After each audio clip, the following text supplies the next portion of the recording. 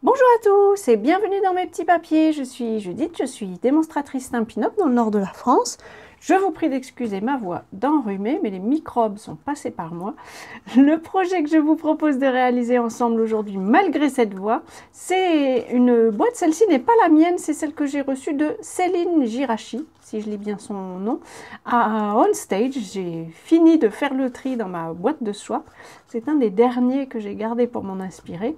Allez, c'est parti, on va créer cette boîte ensemble tout de suite.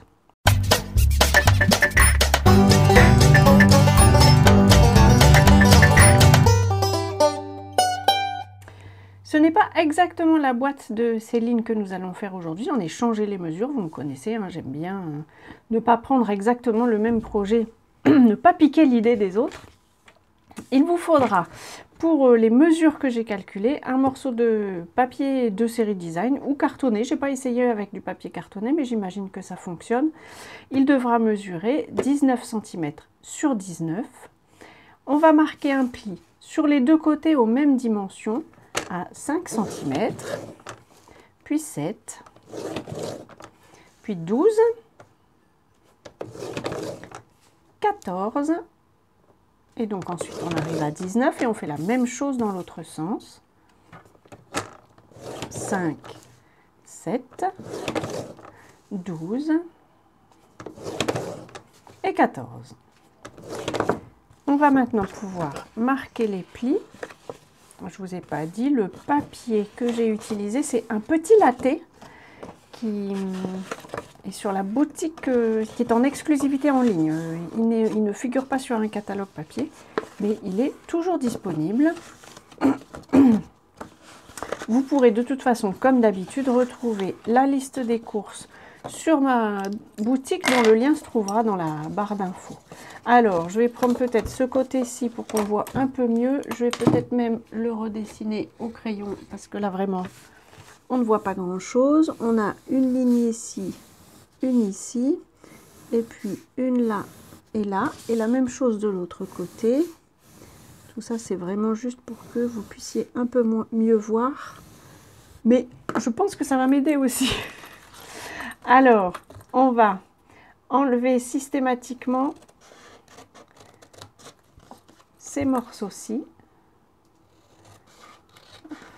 Mais on a toujours besoin du petit carré, voilà, qui se trouve ici. Et on a toujours besoin de ce carré-là aussi, pas toujours pour en faire le même usage. Donc, j'enlève ici ce morceau et on doit aussi enlever le rectangle qui se trouve là. Et donc c'est la même chose sur toutes les faces. La boîte est vraiment simple, mais j'ai trouvé l'effet sympathique. Alors je ne sais plus, comme vous savez, ce sont des échanges qu'on se fait entre des mots. Quand on a une réunion Stampin' Up, on peut, c'est pas une obligation, hein, on peut venir avec une création qu'on a créée en autant d'exemplaires qu'on le souhaite.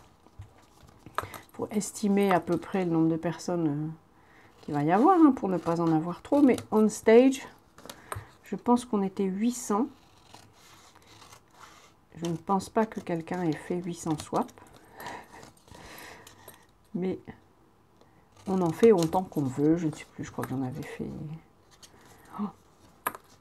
120, quelque chose comme ça. Et donc vous partez avec la même création en autant d'exemplaires que vous souhaitez. Et sur place, vous les changez avec les démos. Comme ça, vous revenez avec le même nombre, mais de créations différentes. Et c'est vraiment sympa comme activité. Alors je continue. Je vais aussi couper un côté seulement de ce petit carré pour le séparer. C'est pas obligatoire, mais là, cette fois-ci, j'avais envie de le faire. On peut aussi le faire simplement avec du pliage. Et donc, je vous disais, les swaps, c'est l'occasion de discuter quelques secondes avec les gens qui sont là aussi, de faire des rencontres. Alors, quand c'est on stage, il y a plusieurs langues européennes, hein, anglais, allemand, principalement anglais, allemand, français et néerlandais. Et donc, c'est l'occasion de baragouiner quelques mots dans une langue qu'on ne connaît pas forcément. Moi, je trouve ça vraiment, vraiment sympa, c'est chouette. Et puis, ça, vous revenez avec tout un tas d'idées. Vous voyez, On Stage a eu lieu en mars. Ben, j'ai encore des idées de création. Alors, maintenant que ces plis sont faits, on va aussi faire marquer. J'attrape ma règle et mon stylet. On va aussi marquer. D'ailleurs, ce n'est pas obligatoire. On va le faire sans pour vous montrer que ça peut être vraiment très simple. Vous choisissez deux côtés face à face et on va les plier comme ça, en diagonale, d'un côté puis de l'autre. Et puis aussi au milieu, seulement dans ce sens-ci. Voilà, la même chose en face.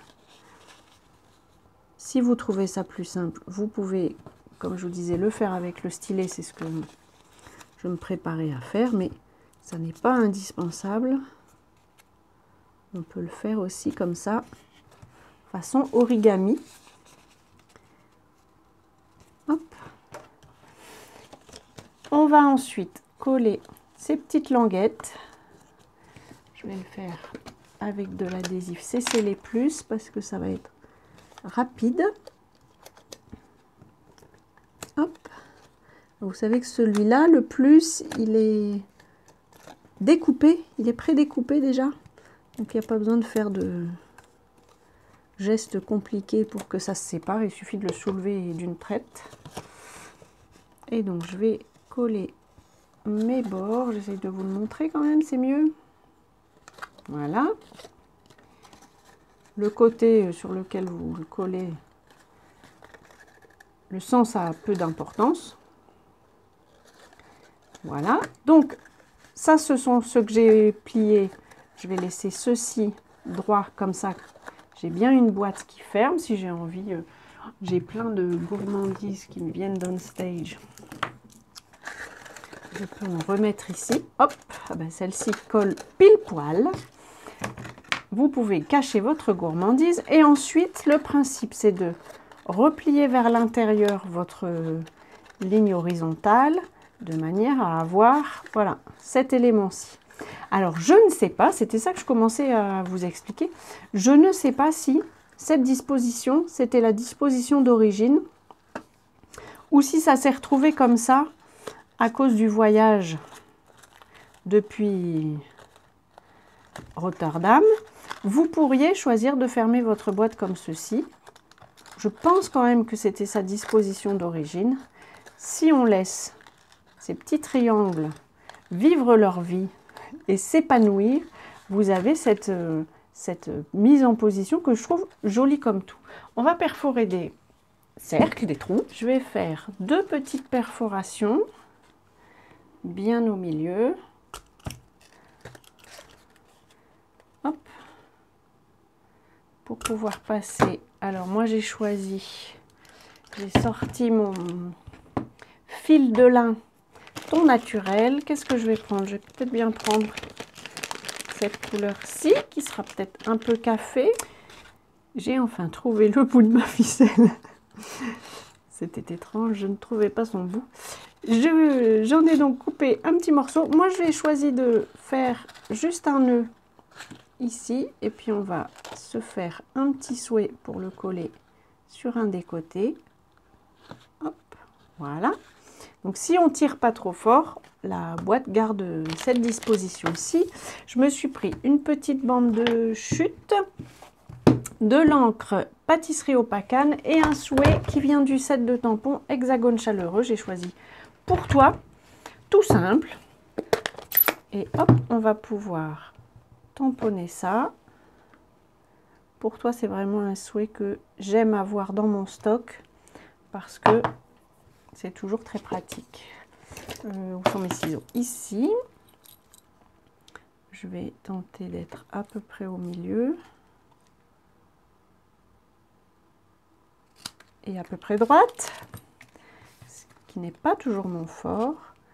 Et on arrive sur une dimension, je vais le recouper un petit peu parce qu'on est plus grand que la boîte. Là, c'est mieux. Et je vais le coller peut-être avec des mousses. Hop, une de chaque côté. Et voilà, on a une petite boîte avec une forme somme toute assez originale et que je trouve vraiment très sympa, très simple, parfait. Je vous représente ce qu'on a utilisé. Donc le set de tampons hexagone chaleureux, ça c'était le papier, un petit latte. Je vous mets toutes les références comme toujours sous la vidéo.